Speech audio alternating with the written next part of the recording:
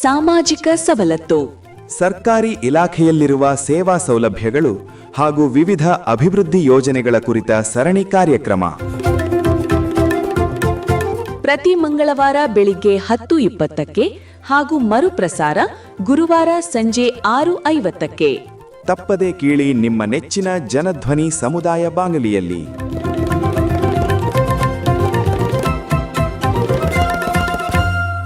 ಪ್ರೀತಿಯ ಕೇಳುಗರಿಗೆಲ್ಲ ನಮಸ್ಕಾರ. ನೀವು ಕೇಳ್ತಾ ಇದ್ದೀರಾ ಜನಧ್ವನಿ ರೇಡಿಯೋ. ಇದು 90.8 ಕಂಪನಾಂಕದಲ್ಲಿ ಸರಗೂರಿನಿಂದ ಪ್ರಸಾರವಾಗುತ್ತಿರುವ ಮೈಸೂರಿನ ಮೊಟ್ಟ ಮೊದಲ ಸಮುದಾಯ ರೇಡಿಯೋ. ನಾನು ನಿಮ್ಮ ರೇಡಿಯೋ ಗೆಳೆಯ ಶ್ರೀಕಾಂತ್ ಸರಗೂರು.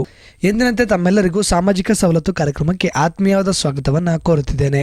ಪ್ರಿಯ ಕೇಳುಗರೆ, ಇಂದಿನ ಸಾಮಾಜಿಕ ಸವಲತ್ತು ಕಾರ್ಯಕ್ರಮದಲ್ಲಿ ಪಂಚಾಯಿತಿ ಮಟ್ಟದಲ್ಲಿ ಗ್ರಾಮಗಳ ಅಭಿವೃದ್ಧಿ ಹಾಗೂ ಸಾರ್ವಜನಿಕರ ಅಭಿವೃದ್ಧಿಯ ನಿಟ್ಟಿನಲ್ಲಿ ಕೇಂದ್ರ ಸರ್ಕಾರ ಹಲವಾರು ವರ್ಷಗಳಿಂದ ಜಾರಿಗೆ ತಂದಿದ್ದಂತಹ ಮಹಾತ್ಮ ಗಾಂಧಿ ಉದ್ಯೋಗ ಖಾತ್ರಿ ಯೋಜನೆ ಕುರಿತು ಪ್ರಸ್ತುತ ಆ ಯೋಜನೆಯನ್ನು ಹೆಸರು ಬದಲಾಯಿಸಿ VBG ರಾಮ್ಜಿ ಅಥವಾ Viksit Bharat guarantee for Rozgar and Ajeevika ಮಿಷನ್ನ ಕುರಿತು ಒಂದಷ್ಟು ಮಾಹಿತಿಯನ್ನು ನೀಡಲು ಈ ದಿನದ ಸಾಮಾಜಿಕ ಸವಲತ್ತು ಕಾರ್ಯಕ್ರಮದಲ್ಲಿ ನಮ್ಮ ಜೊತೆ ಇದ್ದಾರೆ ಮಹಾತ್ಮ ಗಾಂಧಿ ಉದ್ಯೋಗ ಖಾತ್ರಿ ಯೋಜನೆಯ ಸಾಮಾಜಿಕ ಪರಿಶೋಧಕರು, ನೀತಿ ನಿರೂಪಕರು ಹಾಗೂ ಅಧ್ಯಯನಕಾರರು ಆದಂತಹ ಮೈಸೂರಿನ ಡಾಕ್ಟರ್ G. ಅಚ್ಯುತರವರು. ಬನ್ನಿ ಅವರ ಕಾರ್ಯಕ್ರಮಕ್ಕೆ ಸ್ವಾಗತಿಸಿ ಈ ಎಲ್ಲ ವಿಚಾರಗಳ ಕುರಿತು ಮತ್ತಷ್ಟು ಮಾಹಿತಿಯನ್ನು ತಿಳಿದು ಬರೋಣ. ಸರ್, ತಮಗೆ ಕಾರ್ಯಕ್ರಮಕ್ಕೆ ಆತ್ಮೀಯವಾದ ಸ್ವಾಗತವನ್ನು ಕೋರ್ತಾ ಇದ್ದೀನಿ ಸರ್. ನಮಸ್ಕಾರ ಸರ್, ಮೊದಲನೇದಾಗಿ Viksit Bharat guarantee for Rozgar and Ajeevika mission VBG RAM G ಬಿಲ್ನ ಕೇಂದ್ರ ಸರ್ಕಾರ ಮಂಡಿಸಿದೆ. ಇದ್ರ ಕುರಿತು ಮಾಹಿತಿಯನ್ನು ಹಂಚ್ಕೊಳ್ಳಿ ಸರ್. ಈ ಹಿಂದೆ ಸುಮಾರು 18ರಿಂದ 20 ವರ್ಷ ಮಹಾತ್ಮ ಗಾಂಧಿ ಗ್ರಾಮೀಣ ಉದ್ಯೋಗ ಖಾತ್ರಿ ಯೋಜನೆ ಜಾರಿಯಲ್ಲಿತ್ತು. ಇದು ಅನೇಕ ರೂಪಗಳನ್ನು ಪಡೆದು ಇಲ್ಲಿವರೆಗೂ ಬಂದಿದೆ. ಇದು 2007-8ರಲ್ಲಿ ಶುರುವಾದಾಗ ಇಷ್ಟೊಂದು ವ್ಯಾಪಕತೆ ಇರಲಿಲ್ಲ. ಅದರಲ್ಲಿರೋ ಲೋಪದೋಷಗಳನ್ನೆಲ್ಲ ಸರಿಪಡಿಸ್ತಾ ಮತ್ತೆ 14ರಲ್ಲಿ ಇದಕ್ಕೊಂದು ಹೊಸ ರೂಪ ಕೊಡಲಾಯಿತು. 2019ರಲ್ಲಿ ಇದಕ್ಕೆ ಮತ್ತೆ ಹೊಸ ರೂಪ ಕೊಡಲಾಯಿತು. ಅದೇ ರೀತಿ 2025ರಲ್ಲಿ ಇದಕ್ಕೆ ಇನ್ನೊಂದು ರೂಪ ಕೊಟ್ಟಿದ್ದಾರೆ. ಇಷ್ಟು ವರ್ಷ ಉದ್ಯೋಗ ಖಾತ್ರಿ ಯೋಜನೆ ಅಡಿ ಆಗಿರುವ ಕಾಮಗಾರಿಗಳನ್ನ ಗಮನಿಸಿದಾಗ, ಉದ್ಯೋಗ ಖಾತ್ರಿ ಕೆಲಸಗಳನ್ನ ಗಮನಿಸಿದಾಗ ದೇಶದ ಒಟ್ಟಾರೆ ಆರ್ಥಿಕತೆಗೆ ಅವರ ಕೊಡುಗೆ ತುಂಬ ಕ್ಷೀಣವಾಗಿದೆ. ಉತ್ತಮ ಗುಣಮಟ್ಟದ ನಿರ್ಣಾಯಕ ಶಾಶ್ವತ ಆಸ್ತಿಗಳನ್ನು ನಿರ್ಮಾಣ ಮಾಡಲಿಕ್ಕೆ ಕೆಲವು ತೊಡಕುಗಳಿದೆ ಅಂತ ಗೊತ್ತಾಯಿತು. ಇಡೀ ದೇಶದಲ್ಲಿ ಅಥವಾ ಒಂದು ಜಿಲ್ಲೆನಲ್ಲಿ ನಾವು ನೋಡಿದಾಗ ಒಂದೊಂದು ಪ್ರದೇಶದಲ್ಲಿ ಒಂದೊಂದು ಥರ ಕಾರ್ಯಕ್ರಮಗಳನ್ನ ರೂಪಿಸ್ಕೊಂಡು ಚಾಲನೆಗೆ ತಂದಿದ್ದಾರೆ. ಇದು ಒಟ್ಟಾರೆ ಸಮುದಾಯ ಸ್ವತ್ತುಗಳಾಗಲಿ ವೈಯಕ್ತಿಕ ಸ್ವತ್ತುಗಳ ನಿರ್ಮಾಣದಲ್ಲಾಗಲಿ ಅಷ್ಟೊಂದು ಪರಿಣಾಮಕಾರಿ ಉಂಟಾಗಿಲ್ಲ. ಕರಿ ಆಕ್ಟ್ 2 ಥರ ಇದೆ. ಉದ್ಯೋಗ ಖಾತ್ರಿ ಕಾಯ್ದೆ ಅಂತ ಬೇರೆ. ಈ ಕಾಯ್ದೆನ ಯಾರು ನಿಲ್ಸಕ್ಕಾಗಲ್ಲ. ಪ್ರತಿ ವರ್ಷ ನಾವು ಹಣ ಖರ್ಚು ಮಾಡಲೇಬೇಕು. ಮತ್ತೆ ಬಜೆಟ್ನಲ್ಲಿ ಅದಕ್ಕೆ ಹಣವನ್ನು ಮೀಸಲಿಡಬೇಕು. ಅದು ರಾಜ್ಯ ಸರ್ಕಾರ ಇರಲಿ, ಕೇಂದ್ರ ಸರ್ಕಾರ ಇರಲಿ. ಇದು ನಾವು ಅರ್ಥ ಮಾಡ್ಕೋಬೇಕು. ಹಾಗಾಗಿ ಇದನ್ನು ಅನುಷ್ಠಾನ ಮಾಡೋರು ಯಾರು? ಗ್ರಾಮ ಪಂಚಾಯಿತಿ. ಮೇಲುಸ್ತುವಾರಿ ಮಾಡೋರು ಯಾರು? ಜಿಲ್ಲಾ ಮತ್ತು ತಾಲೂಕು ಪಂಚಾಯಿತಿಯವರು. ಸೊ ಹಾಗಾಗ್ಬಿಟ್ಟು ಇವೆಲ್ಲ ಸಂಸ್ಥೆಗಳು ಒಟ್ಟಾಗಿ ಕೆಲಸ ಮಾಡುವ ಒಂದು ಪ್ರಕ್ರಿಯೆನ ನಾವು ಬಲಪಡಿಸಲೇಬೇಕು. ಏನೇನು ತಪ್ಪುಗಳಾಗ್ತಾ ಇದೆ, ಲೋಪಗಳಾಗ್ತಾ ಇದೆ ಅದನ್ನು ಗಮನಿಸಿ ಕೆಳ ಹಂತದಲ್ಲಿ ಅದನ್ನು ಸರಿಪಡಿಸುತ್ತಾ ಅಗತ್ಯ ನಿಯಮಾವಳಿಗಳನ್ನು ಮರು ನಿರೂಪಣೆ ಮಾಡ್ತಾ ಇದಕ್ಕೊಂದು ಮಹತ್ವದ ರೂಪ ಕೊಡೋದು ತುಂಬ ಅಗತ್ಯ ಆಗ್ತದೆ. ಸೊ ಈ ಒಂದು ನಿಟ್ಟಿನಲ್ಲಿ ವಿಕಸಿತ್ ಭಾರತ್ ಗ್ಯಾರಂಟಿ ರೋಜ್ಗಾರ್ ಮತ್ತು ಅಜೀವಿಕಾ ಮಿಷನ್ ಗ್ರಾಮೀಣ ಅಂತ ಇದಕ್ಕೆ ಮರು ನಾಮಕರಣ ಮಾಡಿದ್ದಾರೆ. ಅಂದರೆ ಇದರಲ್ಲಿ ಇದು ಖಾತ್ರಿ, ಉದ್ಯೋಗ ಖಾತ್ರಿ. ಯಾರ್ಯಾರು ಬೇಕು ಅಂತ ಕೇಳ್ತಾರೋ ಅವ್ರಿಗೆಲ್ಲ ಖಾತ್ರಿ ಇದೆ. ಅದನ್ನ ಯಾರು ಅವ್ರ ಹಕ್ಕನ್ನು ಕಿತ್ಕೊಳ್ಳೋಕೆ ಆಗೋದಿಲ್ಲ. ಆದರೆ ಇದರಲ್ಲಿ ಎರಡನ್ನ ಒಟ್ಟಿಗೆ ಸೇರಿಸಿದ್ದಾರೆ. ಒಂದನೇದು ಗ್ರಾಮೀಣಾಭಿವೃದ್ಧಿ, ಮತ್ತೆ ಅದರೊಳಗಡೆನೆ ಅವ್ರಿಗೆ ಬೇಕಾಗಿರುವಂತಹ ಉದ್ಯೋಗ, ಕೂಲಿ ಅಥವಾ ಉದ್ಯೋಗ. ಎರಡನೇದು ಅಜೀವಿಕ ಮಿಷನ್. ಅಜೀವಿಕ ಏನು ಹೇಳುತ್ತೆ? ಜೀವನಾಧಾರಗಳನ್ನು ಅಭಿವೃದ್ಧಿ ಮಾಡುವುದು ಅಂತ. ಹಾಗಾಗಿ ನಾವು ಎಂಪ್ಲಾಯ್ಮೆಂಟ್ ಇವತ್ತು ಉದ್ಯೋಗ ಖಾತ್ರಿ ಇದೆ. ಯಾವುದಕ್ಕಪ್ಪ ಅಂತ ಹೇಳಿದ್ರೆ ಕುಟುಂಬ ಅಥವಾ ಸಮುದಾಯಕ್ಕೆ ಅಗತ್ಯವಾದ ಜೀವನಾಧಾರಗಳನ್ನು ಅಭಿವೃದ್ಧಿ ಮಾಡಲಿಕ್ಕೆ ಗ್ರಾಮೀಣ ಪ್ರದೇಶದಲ್ಲಿ ಈ ಒಂದು ಮಸೂದೆಯನ್ನು ಮಂಡಿಸಿದ್ದಾರೆ. ಮೂಲಭೂತವಾಗಿ ಏನು ಹಳೆಯ ಮಸೂದೆ ಇತ್ತೋ ಅದೇ ಇರುತ್ತೆ. ಕೆಲವು ಇದರಲ್ಲಿ ಅಮೂಲಾಗ್ರ ಬದಲಾವಣೆಗಳನ್ನ ತಂದಿದ್ದಾರೆ. ಸೊ ಈಗ ಇದು ಡಿಸೆಂಬರ್ ತಿಂಗಳಲ್ಲಿ ಸಂಸತ್ನಲ್ಲಿ ಮಂಡನೆಯಾಗಿ 2 ಸದನಗಳಲ್ಲಿ ಚರ್ಚೆಯಾಗಿ ರಾಷ್ಟ್ರಪತಿಗಳಿಗೆ ಹೋಗಿ ರಾಷ್ಟ್ರಪತಿಗಳು ಇದಕ್ಕೆ ಅಂಕಿತ ಹಾಕಿದ್ದಾರೆ. ಈಗಿದು ಕಾಯ್ದೆ ಆಗಿದೆ. ಸೊ ಇನ್ನು ಮುಂದೆ ಮಹಾತ್ಮ ಗಾಂಧಿ ಉದ್ಯೋಗ ಖಾತ್ರಿ ಯೋಜನೆ ಅಂತ ಕರೆಯುವ ಬದಲು ಇದನ್ನು VBG ರಾಮ್ಜಿ ಕಾರ್ಯಕ್ರಮ ಅಥವಾ ಯೋಜನೆ ಅಂತ ಕರೆಯೋಕ್ಕಾಗತ್ತೆ. ಆದರೆ ಗಾಂಧೀಜಿಯವರ ಆಶಯ ಮತ್ತು ಮೂಲ ಗ್ರಾಮೀಣಾಭಿವೃದ್ಧಿ ಪರಿಕಲ್ಪನೆ ಏನಿತ್ತು ಅದಕ್ಕೆ ಯಾವುದೇ ಚ್ಯುತಿ ಇಲ್ಲ. ಇದರಲ್ಲೇ ಆಗತ್ತೆ. ವ್ಯಕ್ತಿ ಹೆಸರುಗಳಿಟ್ಕೊಂಡು ಕಾರ್ಯಕ್ರಮ ಮಾಡೋದಕ್ಕಿಂತ ವಿಚಾರ ಪ್ರದಾನ ಮಾಡ್ಕೊಳ್ಳೋಣ. ಇಲ್ಲಿ ವಿಚಾರ ಪ್ರದಾನ ಯಾವುದು? ಒಂದು ಖಾತ್ರಿ, ಎರಡನೇದು ಕೂಲಿ ಅಥವಾ ಕೆಲಸ, ಮೂರನೇದು ಜೀವನಾಧಾರಗಳ ಅಭಿವೃದ್ಧಿ. ಈ ಒಂದು ನಿಟ್ಟಿನಲ್ಲಿ ನಾವು ಯೋಚನೆ ಮಾಡಿದ್ರೆ ಇದಕ್ಕೊಂದು ವಿಶಾಲತೆ ಬರ್ತದೆ ಅಂತ ಹೇಳಿ ಈಗ ಇದಕ್ಕೊಂದು ಹೊಸ ರೂಪ ಕೊಡಲಿಕ್ಕೆ ಕೇಂದ್ರ ಸರ್ಕಾರ ಎರಡೂ ಸದನಗಳಲ್ಲಿ ವ್ಯಾಪಕ ಚರ್ಚೆಯ ನಂತರ ಇದನ್ನ ಅಂಗೀಕಾರ ಮಾಡಿ ಮಸೂದೆಯನ್ನು ಮಾಡಿದೆ. ಸರ್, ಹಾಗಿದ್ರೆ ಮಹಾತ್ಮ ಗಾಂಧಿ ಉದ್ಯೋಗ ಖಾತ್ರಿ ಯೋಜನೆಯನ್ನ ಈಗ ಹೆಸರು ಬದಲಾವಣೆ ಮಾಡೋದ್ರಿಂದ ಅಭಿವೃದ್ಧಿ ಕೆಲಸ ಕಾರ್ಯಗಳಲ್ಲಿ ಅನುದಾನಗಳಲ್ಲಿ ಏನಾದರೂ ಬದಲಾವಣೆಗಳಿದೆಯಾ? ಹೌದು. ಈ ವಿಕಸಿತ ಭಾರತ ಗ್ರಾಮೀಣ ಖಾತ್ರಿ ಕಾರ್ಯಕ್ರಮ ಏನೀಗ ಆಗತ್ತೆ, ಇದರಲ್ಲಿ 125 ದಿನ ಮಾನವ ದಿನ ಕೆಲಸ ಸಿಗತ್ತೆ. ಮೊದಲು 100 ದಿನ ಮಾತ್ರ ಖಾತ್ರಿ ಇತ್ತು. ವಿಶೇಷ ಸಂದರ್ಭಗಳಲ್ಲಿ ರಾಜ್ಯ ಸರ್ಕಾರದ ಕೋರಿಕೆ ಮೇರೆಗೆ ಬರಗಾಲ ಬಂದಿದೆ, ಅತಿವೃಷ್ಟಿ ಅನಾವೃಷ್ಟಿ ಇದೆ ಅನ್ನುವಾಗ 50 ದಿನಕ್ಕೆ ವಿಶೇಷವಾದ ಮಂಜೂರಾತಿ ಸಿಗ್ತಾ ಇತ್ತು. ಈಗ ಹಾಗಿಲ್ಲ, 125 ದಿನ ಗ್ಯಾರಂಟಿ ಇದೆ. ಈ 125 ದಿನದ ಉದ್ಯೋಗ ಖಾತ್ರಿ, ಶಾಸನಬದ್ಧ ಖಾತ್ರಿ, ಇದನ್ನು ನೀವು ವರ್ಷದಲ್ಲಿ ಜೂನ್, ಜುಲೈ, ಆಗಸ್ಟ್ ಅಥವಾ ಸೆಪ್ಟೆಂಬರ್ನಲ್ಲಿ ಒಂದು ಭಾಗ ಪಡೆಯಂಗಿಲ್ಲ. ಆ ಸಮಯದಲ್ಲಿ ಅವರು ಕೂಲಿ ಕಾರ್ಮಿಕರಾಗಿ ಕೆಲಸ ಮಾಡಬೇಕು. ಯಾಕಂದರೆ ಆಗಲೂ ತೋಟಗಾರಿಕೆ ಬೆಳೆಗೆ, ಕೃಷಿ ಬೆಳೆಗೆ, ಪಶುಸಂಗೋಪನೆಗೆ, ಬೇರೆ ಬೇರೆ ವಿಚಾರಗಳಿಗೆ ಇವರು ಕೂಲಿ ನೆರವು ಬೇಕಾಗಿದೆ. ಇಲ್ಲಾಂದ್ರೆ ಕೂಲಿ ಆಳುಗಳು ಸಿಗೋದಿಲ್ಲ. ಅದೇ ಒಂದು ದೊಡ್ಡ ಸಂಘರ್ಷ. ಸೊ ಬೆಳೆ ಮಾಡೋಕ್ಕೂ ಆಗಲ್ಲ, ಇದು ಒಂದನೇ ಭಾಗ. ನಿರ್ವಹಣೆ ಮಾಡೋಕ್ಕಾಗಲ್ಲ, ಆಗ ಅತೀವವಾಗಿ ಕೂಲಿ ಕಾರ್ಮಿಕರ ಅಗತ್ಯ ಇರುತ್ತೆ. ಆ ಸಂದರ್ಭದಲ್ಲಿ ಇದನ್ನ ಮಾಡುವಾಗ ಕಾನ್ಫ್ಲಿಕ್ಟ್ ಆಗತ್ತೆ. ಇಲ್ಲೂ ಕೂಲಿ ಕಾರ್ಮಿಕರು ಬರೋಕ್ಕಾಗಲ್ಲ, ಅಲ್ಲೂ ಮಾಡೋಕ್ಕಾಗಲ್ಲ. ಎರಡನೇದು ನವೆಂಬರ್, ಡಿಸೆಂಬರ್, ಜನವರಿ ಕೊಯ್ಲ್ ಟೈಮಲ್ಲಿ, ಹಾರ್ವೆಸ್ಟಿಂಗ್ ಅಂತೀವಲ್ಲ, ಆ ಟೈಮಲ್ಲೂ ಉದ್ಯೋಗ ಕೊಡಂಗಿಲ್ಲ. ಅದು ಬಿಟ್ಟು ಫೆಬ್ರವರಿ, ಮಾರ್ಚ್, ಏಪ್ರಿಲ್ ಕೂಲಿ ಕೊಡ್ಬೋದು. ಮತ್ತು ಇನ್ ಬಿಟ್ವೀನ್ ಯಾವ್ದು ಬಿಟ್ಟು ಹೋಗುತ್ತೋ ಆ ತಿಂಗಳಲ್ಲಿ ಕೊಟ್ಕೋಬೋದು. ಅದಕ್ಕೆ ಬೇಡಿಕೆಯನ್ನು ನಾವು ಸೃಷ್ಟಿ ಮಾಡಬೇಕು. ಸೊ ಇಡೀ ಯೋಜನೆ ನಿಂತಿರೋದೇ ಒಂದು ಬೇಡಿಕೆಯನ್ನು ಸೃಷ್ಟಿ ಯಾವ ಥರ ಗ್ರಾಮ ಪಂಚಾಯತಿ ಮಾಡುತ್ತೆ.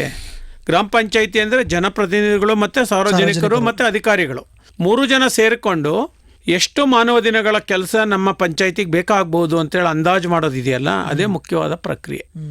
ಇದು ಪ್ರತಿ ವರ್ಷ ಅಕ್ಟೋಬರ್ 2ರಿಂದ ಶುರು ಆಗಿ ಡಿಸೆಂಬರ್ 30ರೊಳಗೂ ಆಗಬೇಕು. ಅದು ವೈಯಕ್ತಿಕ ಕಾಮಗಾರಿ ಇರ್ಬೋದು, ಸಮುದಾಯ ಕಾಮಗಾರಿಗಳಿರ್ಬೋದು. ಇದನ್ನು ಜನವರಿನಲ್ಲಿ ಫೈನಲ್ ಮಾಡಬೇಕು, ಗ್ರಾಮ ಸಭೆ ಮಾಡಿ. ಸಾಮಾನ್ಯ ಸಭೆ ಒಪ್ಪಿಗೆ ನಂತರ ಅದನ್ನು ಡ್ಯಾಶ್ ಬೋರ್ಡಲ್ಲಿ ಹಾಕಬೇಕು. ಅದು ಆನ್ಲೈನಲ್ಲಿ ಅಪ್ರೂವ್ ಆಗಿ ಬರುತ್ತದೆ. ಅದಕ್ಕೆ ತಾಲೂಕಿಗೆ ಹೋಗುತ್ತೆ, ಜಿಲ್ಲೆಯವರು ನೋಡ್ತಾರೆ, ರಾಜ್ಯದವ್ರು ನೋಡಿ ಅಪ್ರೂವ್ ಕೊಟ್ಟರೆ ಇದನ್ನು ಚಾಚು ತಪ್ಪದೆ ಮಾರ್ಚಿ ಒಳಗಡೆ ಅಪ್ರೂವ್ ಬರಬೇಕು, ಅನುಮೋದನೆ ಆಗಬೇಕು. ಏಪ್ರಿಲ್ 1ರಿಂದ ಇದು ಜಾರಿಯಾಗಕ್ಕೆ ಶುರು ಆಗಬೇಕು. ಒಂದಿನ ನೀವು ವೇಸ್ಟ್ ಮಾಡಿದ್ರು ಅಷ್ಟು ಅವಕಾಶ ನಿಮಗೆ ಕಡಿಮೆ ಆಗ್ತಾ ಹೋಗುತ್ತೆ ಅಲ್ವಾ? ಯಾಕಂದರೆ ಉದ್ಯೋಗ ಖಾತ್ರಿ ಅನ್ನೋದು ಒಂದು ಜೀವಿಸುವ ಹಕ್ಕಿನ ಒಂದು ಭಾಗ. ಆರ್ಟಿಕಲ್ 19, 21 ಅಂಡರ್ನಲ್ಲಿ 25 ಅಂಡರ್ನಲ್ಲಿ ಬಂದ್ಬಿಡುತ್ತಿದ್ದು. ಹಾಗಾಗಿ ಪ್ರತಿಯೊಬ್ಬ ಅಪೇಕ್ಷಿತರಿಗೆ ಉದ್ಯೋಗವನ್ನು ಸಕಾಲದಲ್ಲಿ ಕೊಡೋದು, ನಿಯಮಿತವಾಗಿ ಕೊಡೋದು ಪಂಚಾಯಿತಿಯ ಜವಾಬ್ದಾರಿ. ಸೊ ಈ ಥರ ಇದನ್ನು ಮಾಡಬೇಕಂತಿದ್ದಾರೆ. ಮತ್ತು ಇದರಲ್ಲಿ ಇರೋವಂಥದ್ದು ಏನಪ್ಪ ಅಂತೇಳಿ ಇನ್ನೊಂದು ಮುಖ್ಯವಾದ ಸಂಗತಿ ಏನಂದರೆ ರೇಷಿಯೋ ಅದೇ ಇರುತ್ತೆ. 60-40. 60 ಮಾನವ ದಿನಗಳು ನೇರ ಕೂಲಿ, 40 ಸಾಮಗ್ರಿ ವೆಚ್ಚ. ಇದು ರಾಜ್ಯ ಸರ್ಕಾರ ಬೇರೆ ಮಾಡುತ್ತೆ, ಕೇಂದ್ರ ಸರ್ಕಾರ ಮಾನವ ದಿನಗಳು ಕೊಡುತ್ತೆ. ಸೊ ಇದರಲ್ಲೆಲ್ಲ ಮಾಡಬೇಕಾಗಿರೋ ಕೆಲಸಗಳು ಯಾವುದಪ್ಪ ಅಂತ ಹೇಳಿದ್ರೆ ಕೈ ಕೆಲಸಗಳು. ಯಾವುದೇ ಮಿಷಿನ್ ತರಲಿಕ್ಕಿಲ್ಲ ಇಲ್ಲಿ, ಅಥವಾ ಮಿಷಿನಲ್ಲಿ ಮಾಡಿಸ್ಬಿಟ್ಟು ಕೈ ಕೆಲಸಕ್ಕೆ ಹಣ ಕೊಡಿಸೋಂಗಿಲ್ಲ. ಇಂಥ ಅನೇಕ ನ್ಯೂನ್ಯತೆಗಳು ಹಿಂದೆ ಆಗೋಗಿದೆ. ಈಗ ಅವುಗಳನ್ನ ನಾವು ಮಾತಾಡೋ ಬದಲು ಹೊಸ ರೂಪ ಏನು ಕೊಡ್ಬೋದು, ಹೊಸ ಪ್ರಯತ್ನ ಏನು ಕೊಡ್ಬೋದು ಅನ್ನೋದ್ರ ಕಡೆ ಯೋಚನೆ ಮಾಡೋ ಸರಿ ಅಂತ ನಾನಾದರೂ ಭಾವಿಸ್ತೀನಿ. ಇನ್ಮೇಲೆ ಲೋಪ ಆಗಲಿಕ್ಕೆ ಇಲ್ಲಿ ಅವಕಾಶ ಇಲ್ಲ. ಸೊ ಕೆಲವು ಕಠಿಣ ಜಾಗಗಳಿರುತ್ತೆ, ಅರಣ್ಯ ಪ್ರದೇಶ ಇರುತ್ತೆ, ಗುಡ್ಡಗಾಡು ಪ್ರದೇಶ ಇರುತ್ತೆ. ಅಲ್ಲಿ ಮಾನವ ಕೆಲಸ ಮಾಡಲಿಕ್ಕೆ ಆಗೋದಿಲ್ಲ. ಅಲ್ಲಿ ಅವರಿಗೆ ಯಂತ್ರಗಳ ಸಹಾಯ ಸಹಕಾರ ಬೇಕಾಗತ್ತೆ. ಅದಕ್ಕೆ ಅವರು ಜಿಲ್ಲಾ ಅನುಷ್ಠಾನ ಸಮಿತಿಯ ವಿಶೇಷ ಅನುಮೋದನೆಯನ್ನು ಪಡ್ಕೊಂಡು ಅವರು ಅಲ್ಲಿ ಯಂತ್ರಗಳನ್ನ ತಕ್ಕ ಮಟ್ಟಿಗೆ ಬಳಸ್ಬೋದು. ಆದರೆ ಯಾವಾಗಲೂ ಬಳಸಲಿಕ್ಕೆ ಅವಕಾಶ ಇಲ್ಲ. ಸೊ ಇದನ್ನು ಗಮನಿಸಬೇಕು. ಸೊ ಇದರಲ್ಲಿರೋದು ಇನ್ನೊಂದು ಮುಖ್ಯವಾದ ಸಂಗತಿ ಏನಪ್ಪ ಅಂದರೆ ಎಲ್ಲ ಕಾಮಗಾರಿಗಳು ಜಿಯೋ ಟ್ಯಾಗಿಂಗ್ ಕಂಪಲ್ಸರಿ. ಹಿಂದಿನ ಕಾಮಗಾರಿಗಳಲ್ಲಿ ಲೇಟಾಗಿ ಶುರು ಆಯಿತು, ಆಯಿತಾ? ಜಿಯೋ ಟ್ಯಾಗಿಂಗ್ ಆದ ತಕ್ಷಣ ಏನಾಗುತ್ತೆ, ಆ ಕಾಮಗಾರಿಗೆ ಒಂದು ನಂಬರ್ ಬಂದ್ಬಿಡುತ್ತೆ, ಸ್ಯಾಟಲೈಟ್ ಇಮೇಜ್ ಇರುತ್ತೆ. ಸೊ ಅದನ್ನು ಯಾರೂ ತಪ್ಪಿಸ್ಕೊಳ್ಳೋಕ್ಕಾಗಲ್ಲ. ಪದೇ ಪದೇ ಅದೇ ಮೇಲೆ ಕಾಮಗಾರಿ ಮಾಡಲಿಕ್ಕೆ ಆಗೋದಿಲ್ಲ, ಮತ್ತು ಬದ್ಧತೆ ಜಾಸ್ತಿ ಆಗುತ್ತೆ. ಈ ಥರ ಸೃಷ್ಟಿಯಾಗುವ ಎಲ್ಲ ಆಸ್ತಿಗಳಿಗೆ ಒಂದು ಬಾಳಿಕೆ ಬರಬೇಕು, ಶಾಶ್ವತವಾಗಿ ಇರಬೇಕು ಅನ್ನೋದು ಯೋಜನೆ ಆಶೆ ಆಗಿದೆ. 3 ತಿಂಗಳಿಗೆ ಹೊಟ್ಟೋಯ್ತು, 6 ತಿಂಗಳಿಗೆ ಹೊಟ್ಟೋಯ್ತು ಅಂದರೆ ಒಪ್ಪೋದಿಲ್ಲ ಅವರು ಜಿಯೋ ಟ್ಯಾಗಿಂಗು. ಸೊ ಇನ್ನೊಂದು ಇರೋದೇನೆಂದರೆ ಎಲ್ಲ ಕಡೆ ಕೆಲಸಗಳನ್ನು GPS ಮಾಡಿಸ್ಲೇಬೇಕಂತ ಇದೆ. GPS ಆಗಲೇಬೇಕು, ಇದು ಮಸ್ಟ್. ಸೊ ಅದೇ GPS ಮೇಲೆ ಮತ್ತೆ ಮತ್ತೆ ಬೇರೆ ಬೇರೆ ಕಾಮಗಾರಿಗಳು ತೊಗೊಳಕ್ಕೆ ಬರೋದಿಲ್ಲ. ಅಥವಾ ಸರ್ಕಾರದ ಬೇರೆ ಬೇರೆ ಕಾರ್ಯಕ್ರಮಗಳನ್ನ ಏಕರೂಪದಲ್ಲಿ ಅದ್ರ ಮೇಲೆ ಮಾಡಲಿಕ್ಕೆ ಇಲ್ಲಿ ಆಗೋದಿಲ್ಲ. ಸೊ ಇನ್ನೊಂದು ಏನು ಮಾಡಿದ್ದಾರೆ ಅಂದರೆ ರಿಯಲ್ ಟೈಮ್ ಫೇಶಿಯಲ್ ರೆಕಗ್ನಿಷನ್. ಈಗ ನಾವೆಲ್ಲ ಕೃತಕ ಬುದ್ಧಿಮತ್ತೆ ಅಂತ ಮಾತಾಡ್ತಾ ಇದ್ದೀವಿ ವ್ಯಾಪಕವಾಗಿ, ಅದರಲ್ಲಿ ಒಂದು ತಂತ್ರಜ್ಞಾನ ಅಭಿವೃದ್ಧಿ ಆಗಿದೆ ಈಗ. ಸೊ ಅದೇನು ಮಾಡುತ್ತೆ, ರಿಯಲ್ ಟೈಮ್ ಯಾರಿದ್ದಾರೆ ಅಂತ ಹೇಳಿ ಅವರ ಫೇಶಿಯಲ್ ರೆಕಗ್ನಿಷನ್ ಆಗುತ್ತೆ. ಸೊ ಹಾಗಾಗಿ ಆ ಕೂಲಿ ಚೀಟಿ ಅವ್ರ KYC ಸರಿ ಇರಬೇಕು. KYC ಅಂದಾಗ ಪಂಚಾಯಿತಿಯಲ್ಲಿ ಸರಿ ಇರಬೇಕು, ಬ್ಯಾಂಕಲ್ಲಿ ಸರಿ ಇರಬೇಕು. ಸೊ ಅದಾದಮೇಲೆ ನಮಗೆ ಉದ್ಯೋಗ ಬೇಕು ಅಂತ ಹೇಳಿ ಅವರು 6A ನಮೂನೆಯಲ್ಲಿ ಅರ್ಜಿ ಕೊಟ್ಟಿರಬೇಕು. ಅವರಿಗೆ 125 ದಿನದ ಕೂಲಿ ಅವಾರ್ಡ್ ಆಗಬೇಕು. ಅದು ಮೊದಲನೇ ಅವಧಿಯಲ್ಲಿ ಮಾಡ್ತಾರೋ ಎರಡನೇ ಅವಧಿಯಲ್ಲಿ ಮಾಡ್ತಾರೋ ಗೊತ್ತಿಲ್ಲ, ಅದು ನಿಗದಿ ಆಗಬೇಕು. ಯಾವ ಕಾಮಗಾರಿ ಅಂತ ಆಗಬೇಕು. ಸೊ ಅವರೇ ಕೆಲಸ ಮಾಡಬೇಕು. ಆ ರಿಯಲ್ ಟೈಮ್ ಫೋಟೋ ಕಳಿಸಿದಾಗ ಇವರ KYC, ಇವರ ನೆಟ್ ಮ್ಯಾಂಡೇಟ್ ರಿಪೋರ್ಟ್ ಅಂತ ಏನಿರುತ್ತಲ್ಲ, ಮ್ಯಾಂಡೇಸ್ ರಿಪೋರ್ಟು, ಎರಡೂ ಸಿಂಕ್ರನೈಸ್ ಆದಾಗ ಮಾತ್ರ ಪೇಮೆಂಟ್ ಆಗುತ್ತೆ. ಮೊದಲೆಲ್ಲ ಏನು ಮಾಡ್ತಿದ್ರು, ಕೆಲಸ ಯಾರೋ ಮಾಡ್ತಿದ್ರು, ಪೇಮೆಂಟ್ ಯಾರಿಗೋ ಹೋಗ್ತಿತ್ತು, ಯಾರೋ ತೆಗೆದುಕೊಂಡು ಕೊಡ್ಬೋದು ನಾವು ಅಂತ ಹೇಳಿ ಶುರುವಾದ ಒಂದು ಪದ್ಧತಿ ಏನಾಗಿದೆ, ತುಂಬ ಅಧ್ವಾನ ಆಗಿರೋದು ನಾವು ನೋಡ್ತಾ ಇದ್ದೀವಿ. ದೂರುಗಳು ತುಂಬ ಬರ್ತಾ ಇರೋದು ನಾವು ನೋಡ್ತಾ ಇದ್ದೀವಿ. ಮತ್ತು ಗುಣಮಟ್ಟ ಆಸ್ತಿಗಳ ನಿರ್ಮಾಣ ಆಗದೆ ಕಾರ್ಯಕ್ರಮ ಸೊರಗೋಗಿರೋದನ್ನು ನಾವು ನೋಡ್ತಾ ಇದ್ದೀವಿ. ಅದೆಲ್ಲದಕ್ಕೂ ಇನ್ಮೇಲೆ ಇದಕ್ಕೆ ಫುಲ್ ಸ್ಟಾಪ್ ಅಂತ ಹೇಳಿ ಅವರು ಯೋಚನೆ ಮಾಡಿದ್ದಾರೆ.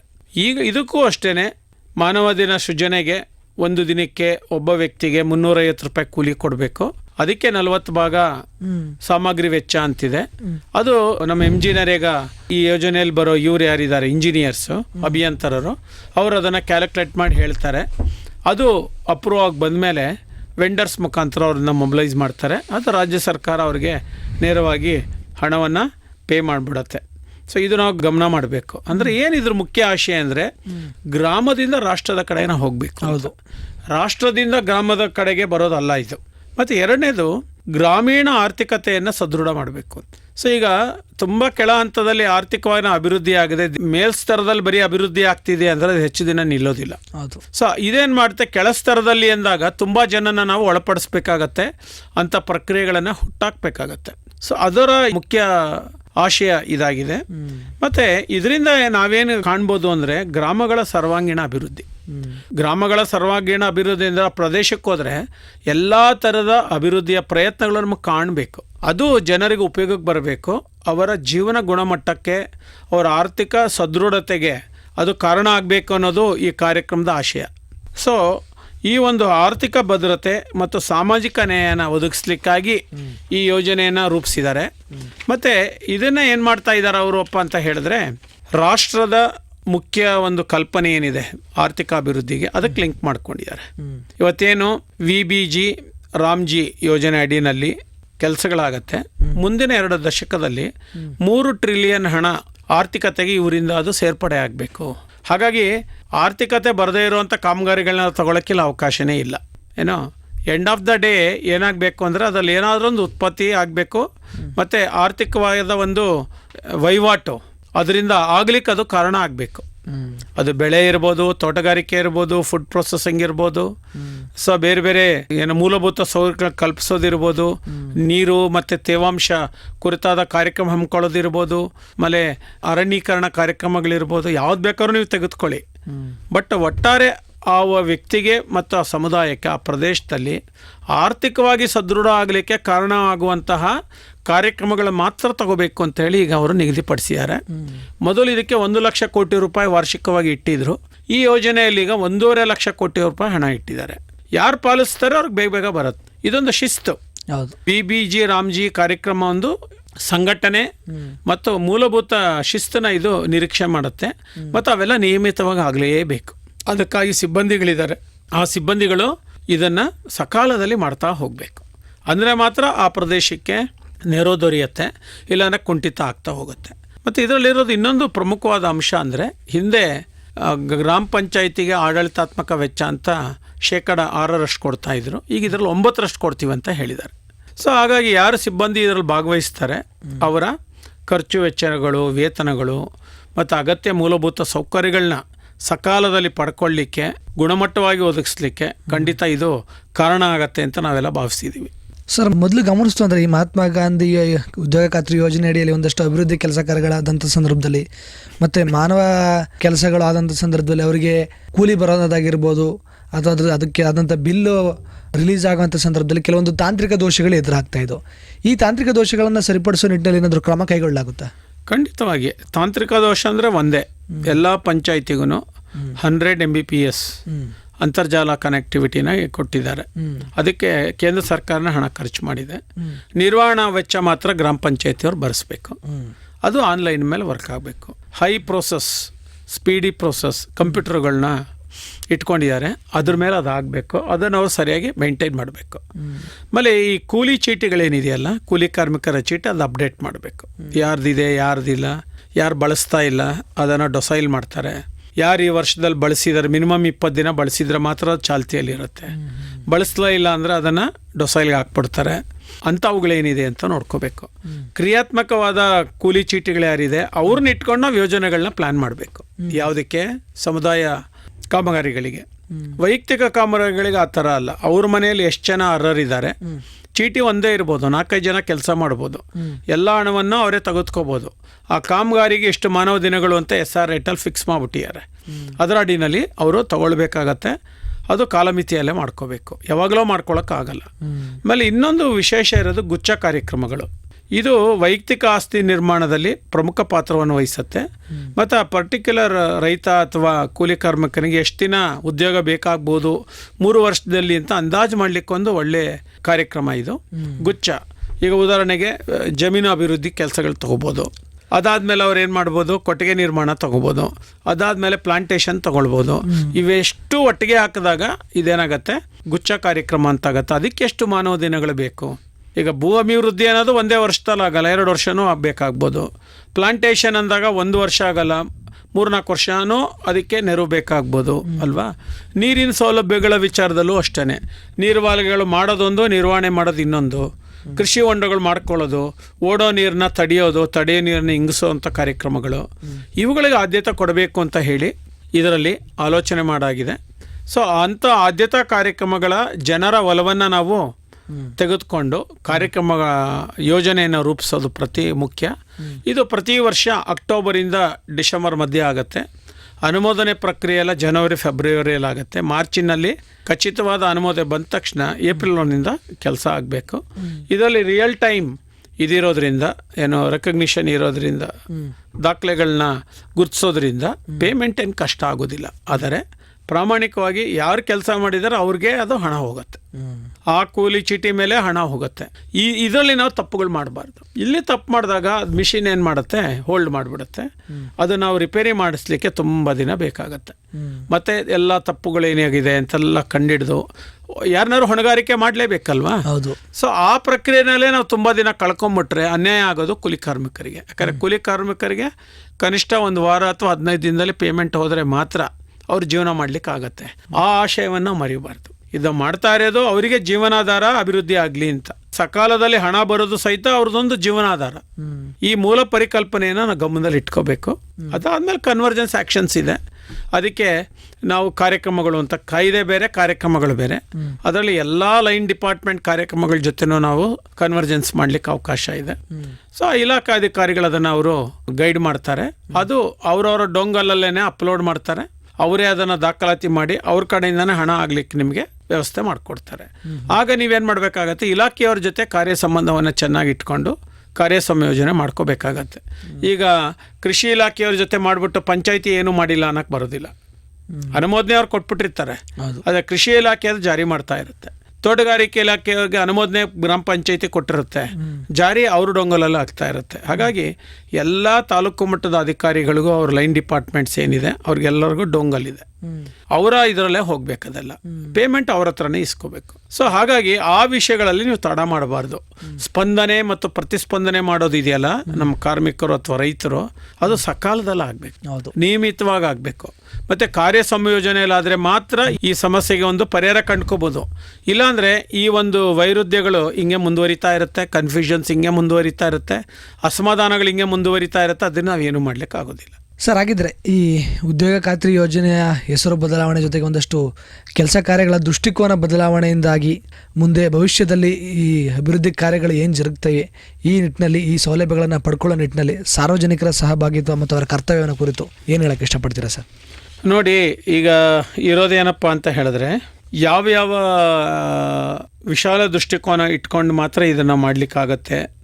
ಮತ್ತು 2047ನೇ ಇಸ್ವಿ ಅಷ್ಟರೊಳಗಡೆ ನಮ್ಮ ದೇಶ ಏನು ವಿಕಸಿತ ಭಾರತ ಆಗಬೇಕು, ಬೇರೆ ಬೇರೆ ರಂಗಗಳಲ್ಲಿ ಆರ್ಥಿಕವಾಗಿ ಸದೃಢತೆ ಮಾಡಿಕೊಂಡು ಕಾರ್ಯಕ್ಷಮತೆಯನ್ನು ಮಾಡಿಕೊಂಡು, ಇದೊಂದು 100ನೇ ವರ್ಷದ ಶತಮಾನೋತ್ಸವ ಆಚರಣೆ, ಸ್ವತಂತ್ರ ಬಂದು ನಮಗೆ ಆ ಸಂದರ್ಭದಲ್ಲಿ ನಮ್ಮ ದೇಶ ಅಭಿವೃದ್ಧಿ ದೇಶ ಆಗಬೇಕು ಅಂತ ಏನು ನಮ್ದೆಲ್ಲ ಒಂದು ಸಂಕಲ್ಪ ಇದೆ, ಅದಕ್ಕೆ ಪೂರಕವಾಗಿ ಇದರಲ್ಲಿ ಕಾರ್ಯಕ್ರಮಗಳನ್ನ ಮರು ಬಲಪಡಿಸಿದ್ದಾರೆ. ಆ ಕ್ಷೇತ್ರಗಳಿಗೆ ಮಾತ್ರ ನೀವು ಹಣ ಖರ್ಚು ಮಾಡಲಿಕ್ಕೆ ಆಗತ್ತೆ. ನಿಮ್ಮ ಪಂಚಾಯಿತಿ ವ್ಯಾಪ್ತಿನಲ್ಲಿ, ಗ್ರಾಮದ ವ್ಯಾಪ್ತಿನಲ್ಲಿ, ವಾರ್ಡ್ ವ್ಯಾಪ್ತಿನಲ್ಲಿ ಅವುಗಳಿಗೆ ಯಾವ ಥರ ಬೇಡಿಕೆ ಇದೆ, ಅವಕಾಶಗಳಿದೆ ಅನ್ನೋದನ್ನ ಪಂಚಾಯಿತಿ ಸಿಬ್ಬಂದಿ, ಜನಪ್ರತಿನಿಧಿಗಳು, ಜನಸಾಮಾನ್ಯರು ಒಟ್ಟಿಗೆ ಕೂತು ಇದನ್ನು ಮನಗಾಣಬೇಕು, ಅದನ್ನು ಕಂಡಿಡಿಬೇಕು. ಸೊ ಯೋಜನೆಗಳನ್ನ ರೂಪಿಸ್ಬೇಕು. ಅವಾಗ ಮಾತ್ರ ಇದಕ್ಕೆ ಸರಿ ಆಗ್ತದೆ. ಯಾವ್ಯಾವುದೋ ಕಾರ್ಯಕ್ರಮ ಮಾಡ್ತೀವಿ ಅಂದರೆ ಈಗ ಅವ್ರು ಅನುಮತಿ ಕೊಡ್ತಾ ಇಲ್ಲ. ಯಾಕಂದರೆ ವಿಕಸಿತ್ ಭಾರತ್ ರಾಮ್ಜಿಯ ಮುಖ್ಯ ಆಶಯ ಏನು, ಮಾನವ ದಿನಗಳು ಕೊಡುವಂಥದ್ದು, ಕೈ ಕೆಲಸ ಮಾಡೋದು, ಯಂತ್ರದ ಕೆಲಸ ಅಲ್ಲ. ಯಂತ್ರಗಳ ಕೆಲಸ ಮಾಡ್ಲಿಕ್ಕೆ ಬೇರೆ ಸ್ಕೀಮುಗಳಿದೆ, ಗುತ್ತಿಗೆದಾರರು ಇದ್ದಾರೆ, ಅವರು ಅದನ್ನು ನೋಡ್ಕೊತಾರೆ. ಮತ್ತು ಇಲ್ಲಿ ಗುತ್ತಿಗೆಗೂ ಅವಕಾಶ ಇಲ್ಲ. ಇದು ಮೇಸ್ತ್ರಿ ಇರ್ತಾನಷ್ಟೇ, ಆ ಮೇಸ್ತ್ರಿಗೂ ಒಂದಿನದ ಕೂಲಿ ಬರ್ತಾ ಇರುತ್ತೆ ಅಷ್ಟೇ. ಅದು ಬಿಟ್ಟರೆ ನಮ್ಮ ಬರಿಗಾಲ ತಂತ್ರಜ್ಞಾನರು ಇದ್ದಾರೆ, ಬೇರ್ ಫುಟೆಡ್ ಟೆಕ್ನಿಷಿಯನ್ಸ್ ಅಂತ ಕರಿತೀವಿ, ಅವರು ನಮ್ಮ ಜೊತೆ ಬಂದು ಸಹಾಯ ಮಾಡೋದು ಬಿಟ್ಟರೆ ಅವ್ರಿಗೂ ದಿನಗೂಲಿ ಸಿಗತ್ತೆ ಅಥವಾ ನಿಶ್ಚಿತ ಕೂಲಿ ಸಿಗತ್ತೆ. ಬಿಟ್ಟರೆ ಇಲ್ಲಿ ಯಾರು ಗುತ್ತಿಗೆದಾರ ಅಂತ ಇಲ್ಲ. ಸೊ ಗುತ್ತಿಗೆದಾರ ಕಲ್ಪನೆಯನ್ನು ಇದು ಡಿಫೀಟ್ ಮಾಡಬೇಕಂತ ಬಂದಿರುವಂಥ ಕಾರ್ಯಕ್ರಮ. ಬಾಕಿ ಎಲ್ಲ ಯೋಜನೆಗಳಿಗೂ ಗುತ್ತಿಗೆದಾರ ಇದ್ದಾರೆ, ಟೆಂಡರಿಂಗ್ ಇದೆ, ಆಯಿತಾ, ಸ್ಥಳೀಯ ಟೆಂಡರ್ ಇದೆ, ಜಿಲ್ಲಾ ಟೆಂಡರ್ ಇದೆ, ರಾಜ್ಯ ಟೆಂಡರ್ ಇದೆ, ರಾಷ್ಟ್ರ ಟೆಂಡರ್ ಇದೆ, ಆಮೇಲೆ ಗ್ಲೋಬಲ್ ಟೆಂಡರ್ ಇದೆ. ಅದರಲ್ಲಿ ನಾವು ಭಾಗವಹಿಸಿ ಅದ್ರ ಮುಖಾಂತರ ಮಾಡಲಿಕ್ಕೆ ಅದಕ್ಕಿರೋ ನೀತಿಗಳೇ ಬೇರೆ, ಇದರ ನೀತಿಗಳೇ ಇದೇ ಬೇರೆ. ಇದೊಂದು ವಿಭಿನ್ನವಾದ ಕಲ್ಪನೆ, ಇದನ್ನು ಅರ್ಥ ಮಾಡ್ಕೋಬೇಕು. ಸೊ ಜನಕ್ಕೆ ಯಾವುದು ತುಂಬ ಅಗತ್ಯ ಇದೆ ಅದನ್ನೇ ತೆಗೆದುಕೊಳ್ಬೇಕು, ಯಾವುದೋ ತೆಗೆದುಕೊಳ್ಳಿಕ್ಕೆ ಬರೋದಿಲ್ಲ. ಮುಖ್ಯವಾಗಿ ಇರೋದೇನು, ಒಂದು ಬಡತನ ನಿರ್ಮೂಲನೆ ಆಗಬೇಕು. ಪ್ರತಿ ವರ್ಷ ಇದರ ಮಾನದಂಡ ಬದಲಾಗ್ತಾ ಇರುತ್ತೆ. ಮೊದಲು ಹಸುವು ನಿರ್ಮೂಲನೆ ಆಗ್ಬೇಕಂತ ಕೆಲಸ ಮಾಡಿದ್ವಿ, ಈಗ ಎಷ್ಟೋ ಕಡೆ ಹಂಗರ್ ಅನ್ನೋದಕ್ಕೆ ಕಡಿಮೆ ಆಗಿದೆ. ಎರಡನೇದು ಬಡತನದ ಪ್ರಮಾಣನೂ ಕಡಿಮೆ ಆಗ್ತಾ ಇದೆ, ಈಗ ಅದು ನಾವು ಗಮನಿಸ್ತಾ ಇದ್ದೀವಿ. ಮತ್ತು ಈ ಯೋಜನೆಯಿಂದ ನಮ್ಮ ದೇಶದಲ್ಲಿ 80 ಕೋಟಿ ಜನರಿಗೆ ಉದ್ಯೋಗ ಸಿಗತ್ತೆ ಅಂತ ಒಂದು ಅಂದಾಜು ಮಾಡಿದ್ದಾರೆ. ಈ ವ್ಯಾಪಕತೆಯನ್ನು ನಾವು ಅರ್ಥ ಮಾಡ್ಕೋಬೇಕು. ನಮ್ಮ ಪಂಚಾಯಿತಿ ಹಂತದಲ್ಲಿ ಚಿಕ್ಕದು, ರಾಷ್ಟ್ರದ ಹಂತದಲ್ಲಿ ತುಂಬ ದೊಡ್ಡದಿದು, ಇದು ಅರ್ಥ ಮಾಡ್ಕೋಬೇಕು. ಮೂರನೇದಾಗೇನು, ಈ ತಳ ಸಮುದಾಯ, ಆಮೇಲೆ ಭೂರಹಿತ ಕಾರ್ಮಿಕರು, ರೈತ ಕಾರ್ಮಿಕರು, ಆಮೇಲೆ ಮಹಿಳೆಯರು, ಆಮೇಲೆ ವಿಶೇಷ ಚೇತನರು, ಇವರುಗಳಿಗೆ ಬೆಂಬಲ ನೆರವು ಕೊಡಲೇಬೇಕಂತ ಇದರಲ್ಲೊಂದು ಸಾಮಾಜಿಕ ಅಂಶ ಇದೆ. ಅವ್ರನ್ನ ಎಕ್ಸ್ಕ್ಲೂಡ್ ಮಾಡೋಂಗಿಲ್ಲ. ಆ ಪ್ರದೇಶದಲ್ಲಿ ಯಾರಿದ್ದಾರೆ ಅವ್ರಿಗೆ ಆದ್ಯತೆ ಕೊಡಲೇಬೇಕು. ಸೊ 4ನೇದು ಬುಡಕಟ್ಟು ಜನರು. ಬುಡಕಟ್ಟು ಪ್ರದೇಶಗಳಲ್ಲಿ ಈ ಕಾರ್ಯಗಳ ಹಮ್ಮಿಕೊಳ್ಳಿಕ್ಕೆ SR ರೇಟೇ ಬೇರೆ ಇದೆ. ಈಗ ನಾರ್ತ್ ಈಸ್ಟಲ್ಲೆಲ್ಲ ಹೋದರೆ 90:10% ಇದೆ, ಆಯಿತಾ. ಇಲ್ಲೇನು ಮಾಡಿದ್ದಾರೆ, ಮಾನವ ದಿನಗಳಲ್ಲಿ 90% ಇದೆ, 10% ಸಾಮಗ್ರಿ ವೆಚ್ಚ. ಇಲ್ಲಿ 60-40 ಇದೆ. ಕೆಲವೊಮ್ಮೆ ಇದು 70-30 ಆಗ್ಬೋದು ಅಥವಾ 50-50 ಆಗ್ಬೋದು. ಈ ಥರ ಸೂಕ್ತ ಮಾರ್ಪಾಡು ಮಾಡ್ಕೊಳ್ಳಿಕ್ಕೆ ಜಿಲ್ಲಾ ಮಟ್ಟದಲ್ಲಿ ಅಧಿಕಾರ ಕೊಟ್ಟಿದ್ದಾರೆ ಸಮಿತಿಗೆ. ನಮ್ಮ ಚಾಲನಾ ಸಮಿತಿ ಇದೆಯಲ್ಲ, ಅಲ್ಲಿ ಕೊಟ್ಟಿದ್ದಾರೆ. ಆದರೆ ನಿರ್ದಿಷ್ಟವಾದ ನಿಖರವಾದ ಯೋಜನೆಗಳು ತಯಾರಿಯಾಗಿ ಅದು ಅಲ್ಲಿಗೆ ರೆಫರ್ ಆಗಬೇಕು. ಆ ಪ್ರಕ್ರಿಯೆಗಳನ್ನು ನಾವು ಸ್ಟ್ರೆಂಥನ್ ಮಾಡಬೇಕು. ಈ ಎಲ್ಲ ಅಂಶಗಳು ಇದರಲ್ಲಿ ಇದ್ದೇ ಇದೆ. ಮತ್ತು ಈ ಅಂಶ ಅಲ್ಲದೆ ಇನ್ನೂ ಕೆಲವು ರಾಷ್ಟ್ರ ಮತ್ತು ರಾಜ್ಯ ಮಟ್ಟ ಅನೇಕ ಕಾರ್ಯಕ್ರಮಗಳು ಇದ್ರ ಜೊತೆಗೆ ಇಂಟಿಗ್ರೇಟ್ ಮಾಡಿದ್ದಾರೆ, ಸಮನ್ವಯಗೊಳಿಸಿದ್ದಾರೆ, ಆಯಿತಾ. ಮೊದಲನೇದಾಗಿ ಪ್ರಧಾನಮಂತ್ರಿ ಕಿಸಾನ್ ಮಿಷನ್ ಕಾರ್ಯಕ್ರಮ ಇದೆಯಲ್ಲ ಅದು, ಆಮೇಲೆ ಫಸಲ್ ಬಿಮಾ ಯೋಜನಾ, ಪ್ರತಿ 3 ತಿಂಗಳು 4 ತಿಂಗಳ ಮುಂಗೆ ಕಂತು ಹಣ ಬಿಡುಗಡೆ ಆಗ್ತಾ ಇದೆಯಲ್ವಾ, ಆಯಿತು. ಮತ್ತು ಇದರಲ್ಲಿ ಕಾಮಗಾರಿಗಳು ತೆಗೆದುಕೊಳ್ಳೋಕ್ಕೆ ವೈಯಕ್ತಿಕ ಸ್ವತ್ತುಗಳಿಗೆ ಅವರ ಭೂಸ್ವಾಮಿತ್ವ ಹಕ್ಕು ಪತ್ರಗಳು ಸರಿಯಾಗಿ ವಿತರಣೆ ಆಗಬೇಕು, ಈ ಖಾತಾಗಳಾಗಬೇಕು, ನಿಜ ಅಲ್ವಾ. ಇದಕ್ಕೂ ಆದ್ಯತೆ ಕೊಡ್ತಾ ಇದ್ದಾರೆ. ಆಮೇಲೆ ಬೆಳೆ ನಷ್ಟಕ್ಕೆ ವಿಮೆ ಇದೆ. ಬೆಳೆ ನಷ್ಟದ ರಿಸ್ಕ್ ಏನಿದೆ ಅದನ್ನು ಕಡಿಮೆ ಮಾಡಲಿಕ್ಕೆ ತುಂಬ ಪ್ರಯತ್ನಗಳಿದೆ. ಮತ್ತು ಹಾಗಾಗಿ ಹವಾಮಾನದ ಬಗ್ಗೆ ಎಲ್ಲ ರೈತರಿಗೆ ಮಾಹಿತಿ ಕೊಡ್ತಾರೆ. ನಮ್ಮ ರೈತ ಸಂಪರ್ಕ ಕೇಂದ್ರದ ಮುಖಾಂತರ ಯಾವಾಗ ಬೆಳೆ ಮಾಡ್ಬೋದು, ಮಾಡಬಾರ್ದು, ಎಂಥ ಬೆಳೆ ಮಾಡಿ, ಎಂಥ ಗೊಬ್ಬರ ಹಾಕಿ ಅನ್ನೋದ್ರ ಬಗ್ಗೆ ಮಾರ್ಗದರ್ಶನ ಮಾಡ್ತಾ ಇದ್ದಾರೆ. ಸೊ ರಿಸ್ಕ್ ರಿಡಕ್ಷನ್ ಕಾರ್ಯಕ್ರಮಗಳು ತುಂಬ ಇದರಲ್ಲಿ ಇದೆ. ಇದು ನಾವು ಅರ್ಥ ಮಾಡ್ಕೊಳ್ಬೇಕು. ಆಮೇಲೆ ರೈತರಿಗೆ ಎಲ್ಲ ರೀತಿಯ ಸಹಾಯ ಮಾಡ್ಲಿಕ್ಕೆ ಆಗತ್ತಾ? ಈಗ ಉದಾಹರಣೆಗೆ ಕೃಷಿ ಸಿಂಚಾಯಿ ಯೋಜನಾ ಅಂತ ಇದೆ. ಒಂದು ಪ್ರದೇಶದಲ್ಲಿ ಜಲಾನಯನ ಅಭಿವೃದ್ಧಿ ಮಾಡಿ ಬಹುಬೆಳೆ ಕಾರ್ಯಕ್ರಮಗಳನ್ನ ಮಾಡೋದ್ರ ಮುಖಾಂತರ ರೈತರಿಗೆ ಸುಸ್ಥಿರ ಆರ್ಥಿಕ ಅಭಿವೃದ್ಧಿ ಮಾಡ್ಲಿಕ್ಕೆ ಸಾಧ್ಯ ಆಗತ್ತಾ ಅಂತ ಹೇಳಿ ಚಿಂತನೆ ಆ ಯೋಜನೆಗಳು ಜಾರಿ ಆಗ್ತಾ ಇದೆ. ಮತ್ತು ಕೃಷಿಗೆ ಬೇಕಾದ ಮೂಲಭೂತ ಸೌಕರ್ಯಗಳನ್ನ ಅಭಿವೃದ್ಧಿ ಮಾಡೋದಿದೆ. ಇವಾಗೆ ರಸ್ತೆ ಮಾಡ್ಕೊಡೋದು ಇರ್ಬೋದು, ಕೆರೆ ಕಟ್ಟೆಗಳನ್ನ ಅಭಿವೃದ್ಧಿ ಮಾಡೋದಿರ್ಬೋದು, ಹೂಳೆತ್ಸೋದಿರ್ಬೋದು, ಮತ್ತು ಬಂಡುಗಳನ್ನ ಮತ್ತೆ ಮರು ನಿರ್ಮಾಣ ಮಾಡೋದಿರ್ಬೋದು, ಆಮೇಲೆ ಜಲಶೇಖರಣೆಗಳನ್ನ ಅಭಿವೃದ್ಧಿ ಮಾಡೋದಿರ್ಬೋದು. ಇದನ್ನೆಲ್ಲ ಇದರಲ್ಲಿ ಮಾಡ್ಕೊಳ್ಳಿಕ್ಕೆ ಅವಕಾಶ ಇದೆ. ಸೊ ಇದನ್ನ ಅರ್ಥ ಮಾಡ್ಕೋಬೇಕು. ಆಮೇಲೆ ಇನ್ನೊಂದೇನಪ್ಪ ಅಂದರೆ ಈ ಕೃಷಿ ಕಾರ್ಡು ಅದೆಲ್ಲ ಇದೆಯಲ್ಲ, ಇವುಗಳಿಗೆ ಬ್ಯಾಂಕ್ಗಳ ಮುಖಾಂತರ ಲೋನ್ ತೆಗೆದುಕೊಳ್ಳೋಕ್ಕೂ ಅವಕಾಶ ಇದೆ.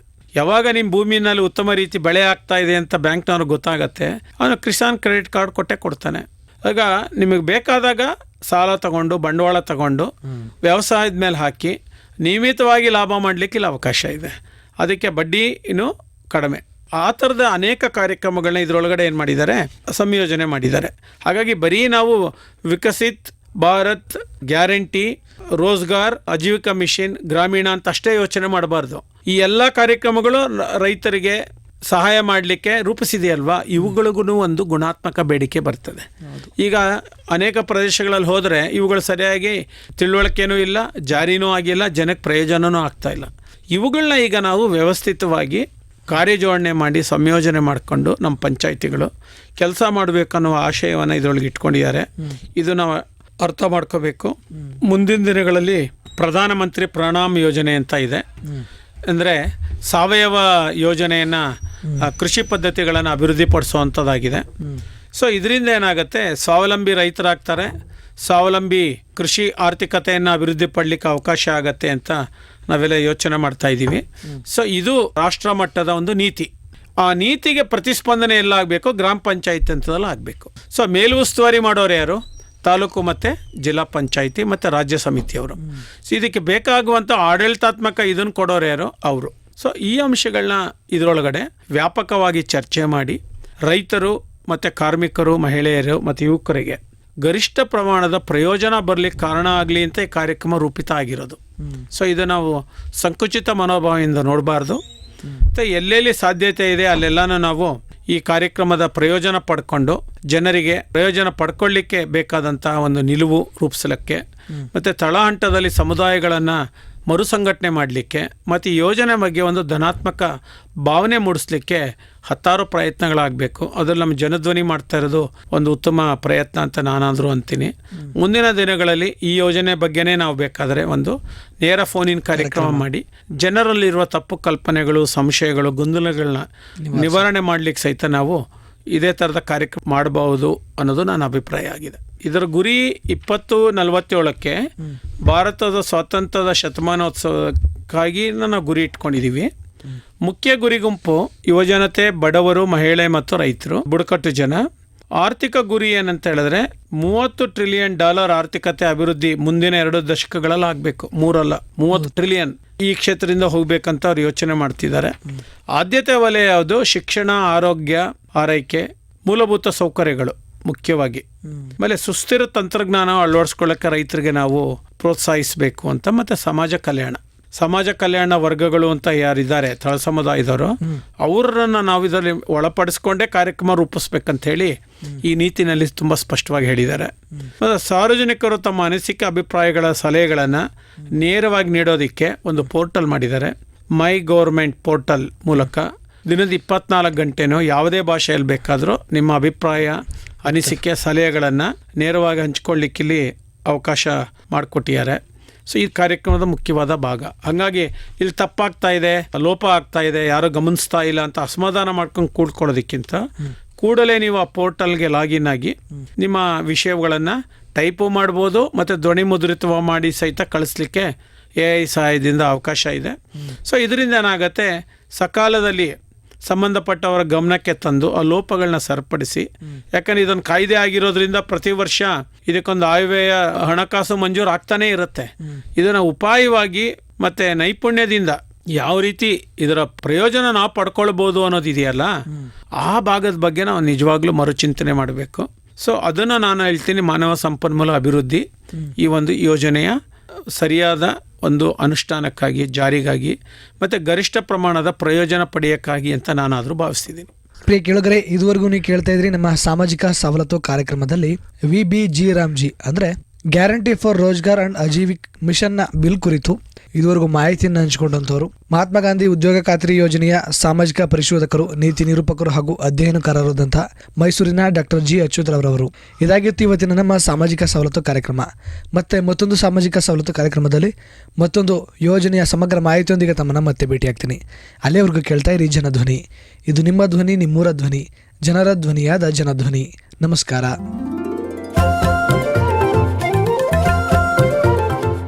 ಸಾಮಾಜಿಕ ಸವಲತ್ತು.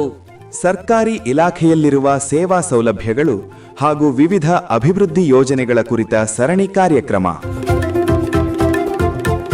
ಪ್ರತಿ ಮಂಗಳವಾರ ಬೆಳಿಗ್ಗೆ 10:20ಕ್ಕೆ ಹಾಗೂ ಮರುಪ್ರಸಾರ ಗುರುವಾರ ಸಂಜೆ 6:50ಕ್ಕೆ.